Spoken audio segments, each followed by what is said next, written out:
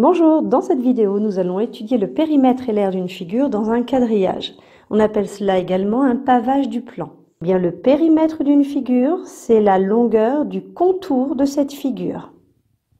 Donc, je fais le tour de la figure et j'additionne la longueur de tous ses côtés. L'aire d'une figure, c'est la mesure de sa surface. Alors, dans cet exercice, je n'ai pas d'indication sur les longueurs des côtés, en centimètres par exemple. On va donc raisonner en unités de longueur. Et ici, l'unité de longueur sera la longueur d'un carreau.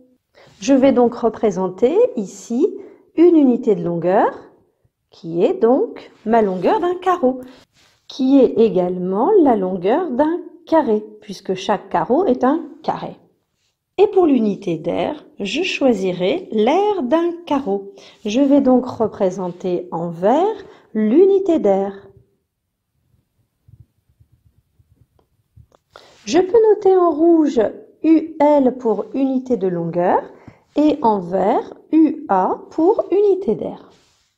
Je vais pouvoir exprimer le périmètre de cette figure en unité de longueur et ensuite exprimer l'aire de cette figure en unité d'aire.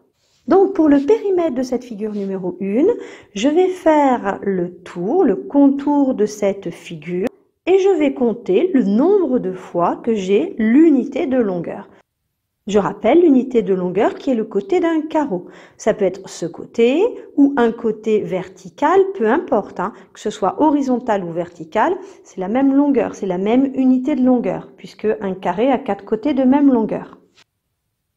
Alors j'ai ici une unité de longueur, une deuxième, une troisième unité de longueur, une quatrième, 5, 6, 7, 8, 9, 10, 11, 12, 13, 14. J'ai donc ici, dans la figure numéro 1, un périmètre qui est égal à 14 UL pour unité de longueur. Je ne sais pas exactement combien ça fait en centimètres ou en mètres. Mon unité est une unité de longueur qui représente un côté du carreau.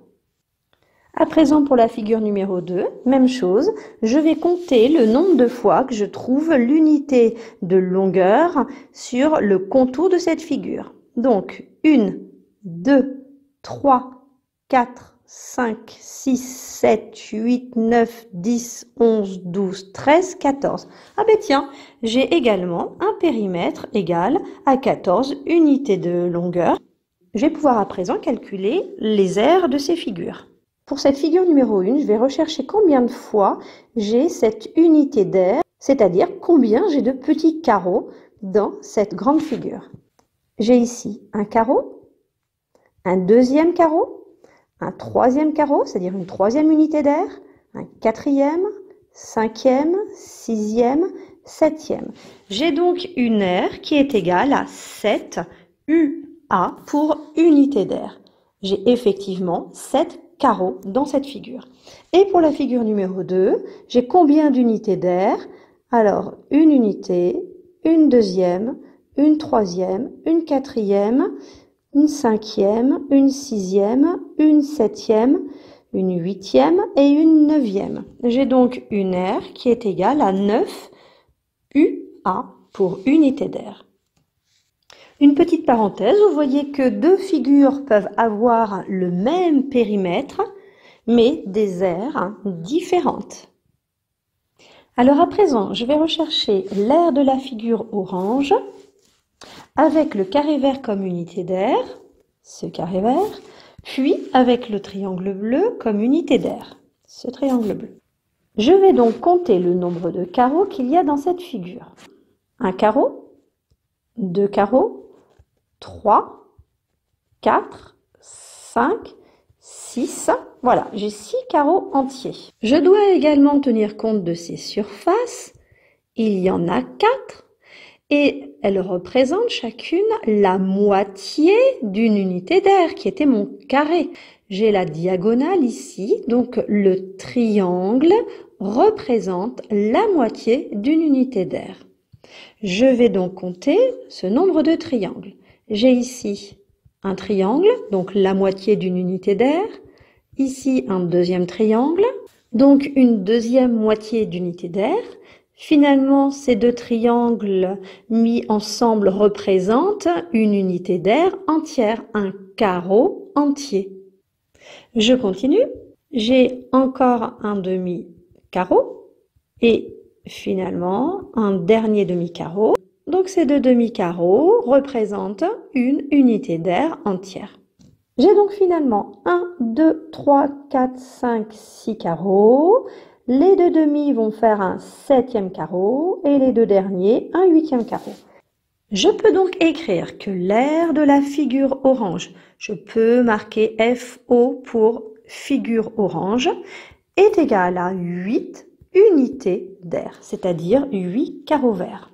Je vais à présent rechercher l'aire de cette figure orange, cette fois-ci avec le triangle bleu comme unité d'air. Alors je pourrais ici rechercher le nombre de triangles en découpant ici chaque carreau en 2 pour déterminer le nombre de triangles. Mais non, c'est pas la peine, ce serait trop long. Donc je vais reprendre le nombre de carreaux entiers. J'en avais 6. Je sais que j'ai le double de triangles. J'ai donc 6 fois 2, 12 triangles sur cette surface-là. J'ai ensuite un 13e, un 14e, un 15e, puis un 16e triangle. Je peux donc écrire que l'aire de la figure orange est égale à 16 unités d'air. Les unités d'air étant ici les triangles bleus. Alors bien évidemment, puisque nous avions déjà calculé l'aire de la figure orange avec les carreaux comme unité d'air, on en avait trouvé 8, puisque les triangles bleus représentent la moitié des carreaux verts, j'aurais pu directement multiplier ces 8 carreaux par 2 pour trouver le nombre de triangles bleus dans la figure. 8 carreaux fois 2 représentent 16 triangles bleus.